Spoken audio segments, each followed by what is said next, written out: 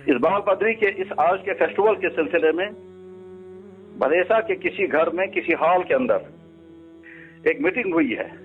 اس meeting میں بیٹھے ہوئے معزز حضرات، بعض داڑھی رکھنے والے حضرات بھی موجود نظر آئے، اور مجموعی طور پر لگا کہ علاقے کے ذی عزت، معزز اور سوسائٹی کے اہم لوگ اس میٹنگ میں موجود ہیں. وہاں ایک صاحب جن سے میں ذاتی طور پر متعارف نہیں ہوں، جن کے چہرے پر داڑھی ہے، یہ صاحب اس فیسٹیول میں شرکت کرنے کی ترغیب دے رہے ہیں. ان کے ترغیب دینے پر ہمیں کوئی اعتراض نہیں، لیکن انہوں نے دین کے حوالے سے گفتگو کی اور اس گفتگو میں بعض سنگین غلطیاں کی ہیں. مثلا انہوں نے اپنے گفتگو کے دوران جب اذان کی آواز آئی تو اذان کے بارے میں کہا اذان کا میسج بھی یہی ہے. اس کو وہ تعبیر کر رہے ہیں کہ بال بدری کے سیاحتی مقام پر فیسٹیول میں شرکت کرو، اذان کا پیغام یہی ہے، یہ کھلی ہوئی تحریف ہے. اسی طرح سے انہوں نے کہا کہ سورہ رحمان میں اللہ تعالیٰ شانو فرماتے ہیں جب تم لوگ اپنے مال مویشیوں کو لے کر کے پہاڑی علاقوں میں جاتے ہو تو بڑے خوش ہوتے ہو، تم اللہ کی کون کون سی نعمت کا انکار کرو گے. سورہ رحمان میں یہ آیت کہیں نہیں ہے، اور یہ انہوں نے اپنی طرف سے جوڑی ہے.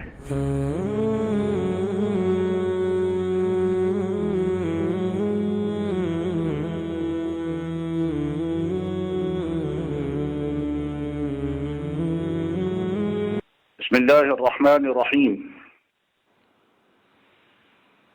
اللہ کی بارگاہ عالی میں بے شمار حمد و ثنا اور اللہ کے آخری نبی ہادی عالم رحمت للعالمین خاتم النبیین صلی اللہ علیہ وسلم کی بارگاہ قدس میں بے شمار درود و سلام اور آپ کی آل اور اولاد، اصحاب اور اہل بیت اور امت کے ان تمام عظیم شخصیات جنہوں نے آپ کی اتباع کی، ان پر اللہ کی کروڑوں رحمتیں ہوں. اس وقت اس گفتگو کی ضرورت ایک اہم مسئلے کی بنا پر پیش آئی ہے. یہ مسئلہ اگرچہ ایک دور دراز کے علاقے سے متعلق ہے، لیکن دینی اعتبار سے اس مسئلے نے اہمیت اختیار کر لی ہے. خود مجھ سے بہت سارے علماء نے، مساجد کے اماموں نے اور معاشرے کے ان حساس اہل ایمان نے جو دینی معاملات میں بہت زیادہ فکر مند اور حساس رہتے ہیں، انہوں نے اس کے متعلق گفتگو کرنے کا بہت اصرار کیا. خود بھی میں نے ذمہ داری محسوس کی کہ جو صورتحال سامنے آئی ہے اس کی بنا پر اس مسئلے پر ضرور گفتگو ہونی چاہیے. وہ ذمہ داری جو جناب رسول اکرم صلی اللہ علیہ وسلم نے متدین اہل علم علماء اعظام پر ڈالی ہے، وہ اس حدیث سے واضح ہے. جناب رسول اللہ صلی اللہ علیہ وسلم کا مبارک ارشاد ہے، يحمل هذا العلم من كل خلف عدوله ينفون عنه تحريف الغالين وابتهال المبتلين وانتحال المبتلين وتأويل الجاهلين. اس ارشاد مبارک کا مفہوم یہ ہے کہ اللہ کے نبی علیہ الصلوۃ والسلام فرما رہے ہیں میری امت میں ایک طبقہ ہمیشہ ایسا رہے گا جو تحریف کرنے والوں کی تحریفات کا پردہ چاک کرے گا، غلو کرنے والوں کی غلط باتوں کی نفی کر دے گا، اور دین میں ملاوٹ کرنے والوں کی تلبیسات کی نشاندہی کرے گا. اس کے معنی یہ ہیں کہ ہر زمانے کے اہل علم علماء پر یہ فرض عائد ہوتا ہے کہ وہ اس پر نظر رکھیں کہ اگر کہیں سے کوئی تحریف ہو رہی ہو یا کوئی غلط فکر پروان چڑھ رہا ہو تو اس کی نشاندہی کریں. اس دو طرفہ ذمہ داری کی بنا پر اس وقت گفتگو ہو رہی ہے. جموں و کشمیر کا ایک خطہ بدرواہ اور بھلیسا ہے. اس بدرواہ اور بھلیسے کے پہاڑی علاقوں میں ایک بڑی خوبصورت وادی جس کا اب تک عام طور پر نقشے پہ کوئی تذکرہ نہیں ہوتا تھا، جس کو بال پدری کہتے ہیں. اس بال پدری میں 20 جولائی کو کوئی فیسٹیول ہونے والا تھا اور یقیناً آج 20 جولائی کو فیسٹیول ہوا ہوگا. سیاحتی مقامات پر اس طرح کے پروگرام ہوا کرتے ہیں اور اس طرح کے پروگراموں کے نتیجے میں روزگار کے مواقع بھی کھلتے ہیں. یقینی بات ہے کہ اگر بال پدری سیاحتی نقشے پر آ جاتا ہے، جیسا کہ بہت سارے چینلوں پر ہمارے بہت سارے بھائیوں نے اس کو اپریشیٹ کیا اور اس میں شرکت کرنے کی بڑی پرخلوص ترغیبیں بھی دی ہیں. اگر یہ خطہ سیاحتی نقشے پر آتا ہے اور اس کی وجہ سے اس علاقے کے لوگوں کے لیے روزگار کے مواقع کھلتے ہیں تو کسی کو کوئی اعتراض نہیں ہے. دوسرے بے شمار سیاحتی مقامات پر طرح طرح کے پروگرام ہوا کرتے ہیں، اس سلسلے میں گفتگو کرنے کی ہمیں ضرورت نہیں رہتی. لیکن اس بال پدری کے اس آج کے فیسٹیول کے سلسلے میں بھدیسا کے کسی گھر میں کسی ہال کے اندر ایک میٹنگ ہوئی ہے. اس میٹنگ میں بیٹھے ہوئے معزز حضرات، بعض داڑھی رکھنے والے حضرات بھی موجود نظر آئے اور مجموعی طور پر لگا کہ علاقے کے ذی عزت، معزز اور سوسائٹی کے اہم لوگ اس میٹنگ میں موجود ہیں.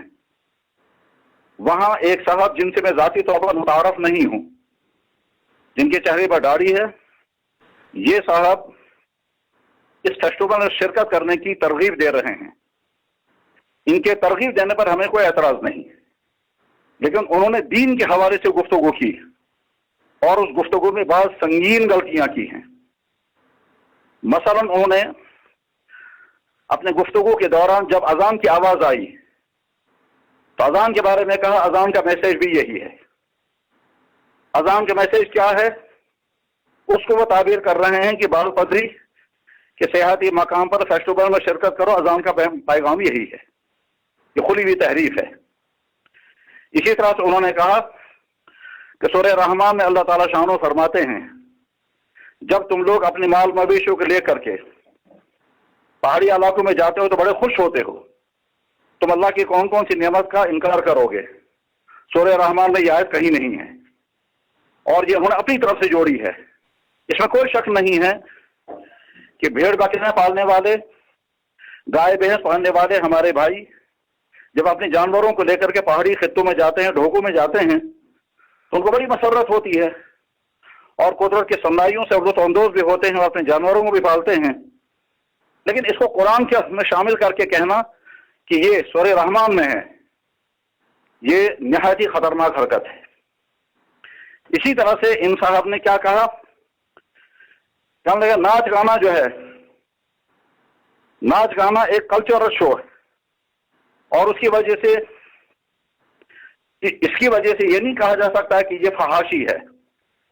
حالانکہ جناب رسول اکرم صلی اللہ علیہ وسلم نے فرمایا الغنا یومت النفاق فی القلب، ناچ گانا جو ہے وہ دل کے اندر نفاق پیدا کر دیتا ہے. اسی طرح سے ان صاحب نے کہا ایمان نام ہے گٹر میں گرنے کا اور گٹر سے لوگوں کو نکالنے کا. ایمان کی یہ تشریح دنیا میں آج تک کسی نے نہیں کی. اب ہمیں نہیں معلوم ہے وہ گٹر کس کو کہہ رہے ہیں اور اس میں گر کر کے پھر اس میں نکالنے کو ایمان کہہ رہے ہیں. ایمان کی یہ تشریح خود ساختہ تشریح ہے. اس کے علاوہ بھی انہوں نے اور کئی غلطیاں کی ہیں. اس صورتحال میں تمام علماء کی طرف سے میں واضح کرنا چاہتا ہوں کہ ان صاحب نے یہ باتیں جو اس کلپ میں موجود ہیں، جو بے شمار لوگوں نے دیکھی ہوگی، یہ ساری باتیں شرعی طور پر بالکل غلط ہے. اذان کے متعلق جب انہوں نے جملہ کہا اور اس کے بعد 2-3 جملے اور بولے ہیں، اس پر موجود لوگ بے ساختہ ہنس پڑے. مجھے نہیں معلوم ہے کہ وہ ہنسنا ان کو تحسین کرنا تھا یا ان کے اس غلط بات پر انکار کرنا تھا. یہ ہنسنا ان کا تصحیح تھا یا تائید تھا، یہ حضرات وہ خود ہی جانیں گے کہ جب انہوں نے غلط بات کہی اس پر ان کے ہنسنے کے معنی کیا ہیں۔ بہرحال ابھی صورتحال کے اندر ان صاحب کی خود کی ذمہ داری ہے کہ وہ اپنے بارے میں فکر مند ہو جائیں کہ ان کا ایمان سلامت رہا ہے یا نہیں، اس لیے کہ شریعت کی معتبر ترین کتابوں میں اس طرح کی حرکتوں سے ایمان پر سوالیہ نشان لگ جاتا ہے، اور ساتھ میں وہ خود اس کی فکر کریں کہ ان کا نکاح باقی ہے یا نہیں۔ علاقے کے تمام علماء اور مساجد کے ائمہ اور علاقے کے تمام حساس دیندار مسلمانوں کی ذمہ داری ہے کہ وہ یہ سوچیں اور سمجھیں کہ سیاحتی مقامات پر جانے کی ترغیب دینے کے لیے اگر دوسری عام باتیں کہی جائیں اس میں کوئی حرج نہیں ہے، لیکن اس کو دین کی تحریف کے ساتھ اس کو پیش کرنا اور قرآن کا استدلال غلط طور پر کرنا یہ ہرگز قابل قبول نہیں ہے، نہ درست ہے۔ لہذا علاقے کے تمام ائمہ اور علماء اور مساجد کے ذمہ داران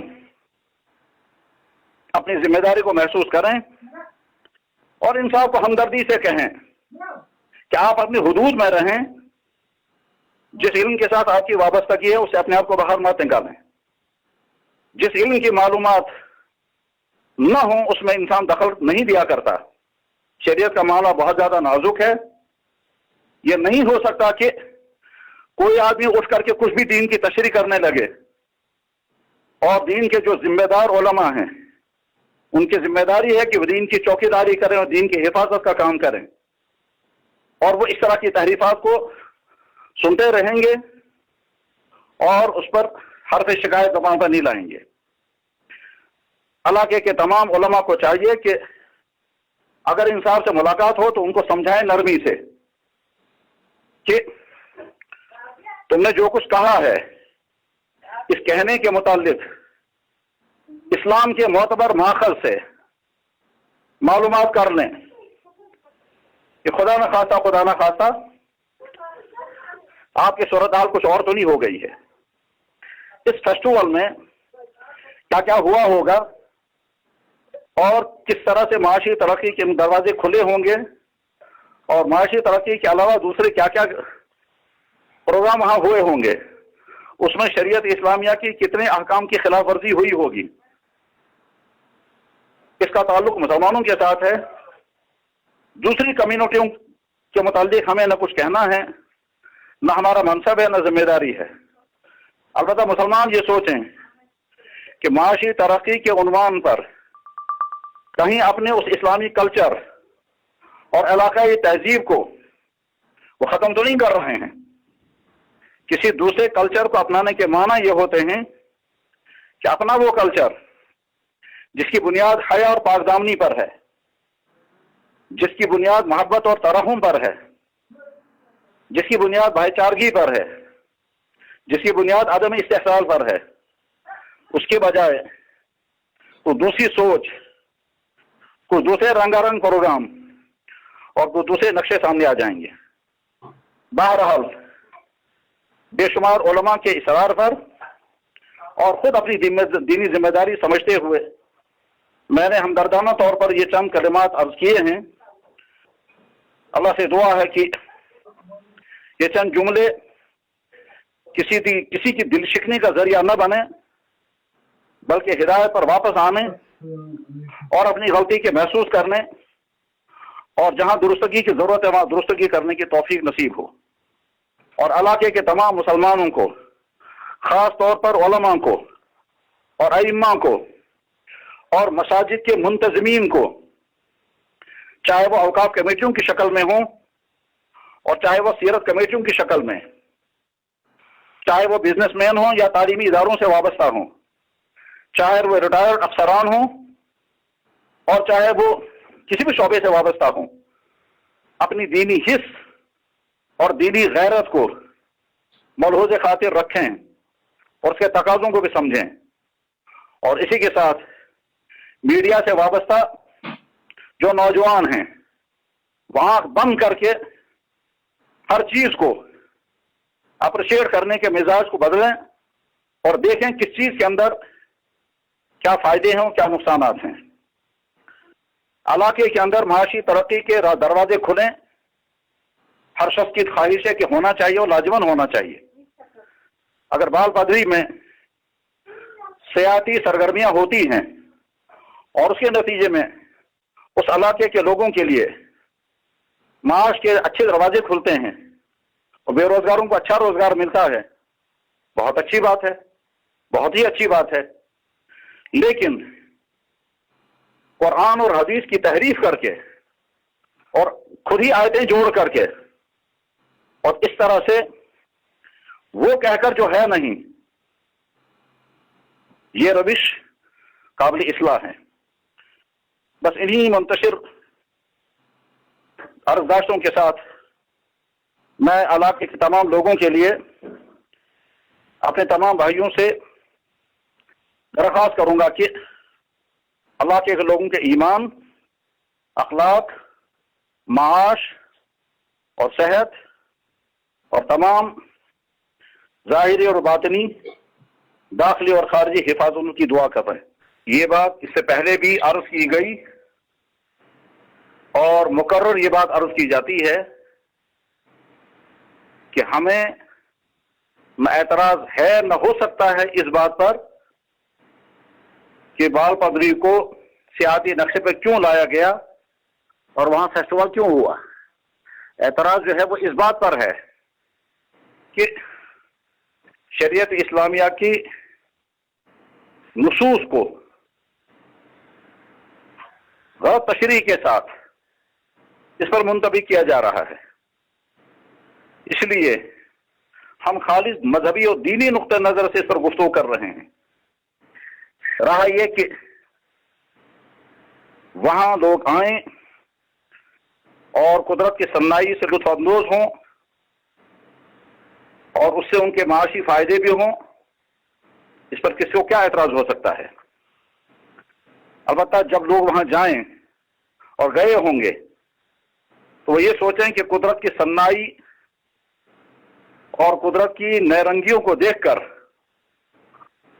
ان کے دل میں اللہ کی محبت، اللہ کی قدرت کی عظمت اور اللہ کی حمد و ثنا کے جذبات پیدا ہوئے ہیں، یا کچھ ایسی چیزیں کر کے آئے ہیں جس سے اللہ ناراض ہوا ہو۔ بہرحال اس سلسلے میں دینی ذمہ داری سمجھ کر کے یہ گفتگو کی گئی ہے، اور اگر دینی ذمہ داری نہ ہوتی اور خاص طور پر اس صورتحال میں اس پورے علاقے میں سینکڑوں ہمارے شاگرد ہیں اور دعوت و تبلیغ سے وابستہ بے شمار دینی بھائی ہیں اور دوسری سوسائٹیوں سے جڑے ہوئے بے شمار حساس مسلمان ہیں جو اس انتظار میں تھے کہ اس طرح کی اس گفتگو پر کیا رد عمل سامنے آتا ہے۔ مقصود نہ کسی کی دل حوصلہ شکنی ہے، نہ کسی کی دل آزاری ہے، نہ کسی کی توہین ہے۔ مقصود صرف یہ ہے کہ یہ نہیں ہو سکتا ہے کہ دین کی غلط تشریحات کی جانے لگیں، دین کے احکام کا غلط انطباق ہونے لگے، قرآن کریم میں ایڈ کیا جانے لگے اور علماء خاموش بیٹھے رہیں۔ علماء کی ذمہ داری دین کی اشاعت بھی ہے اور دین کی حفاظت بھی ہے۔ اسی جذبے کے ساتھ یہ گزارشات پیش کی گئی ہیں۔ اللہ کرے کہ اس کو غلط رنگ میں نہ سمجھا جائے اور اس کو اصلاح کے جذبے سے سنا جائے، اور جہاں اصلاح کی ضرورت ہے وہاں اصلاح کی جائے۔ جزاکم اللہ تعالی خیر الجزا۔ السلام علیکم ورحمۃ اللہ وبرکاتہ۔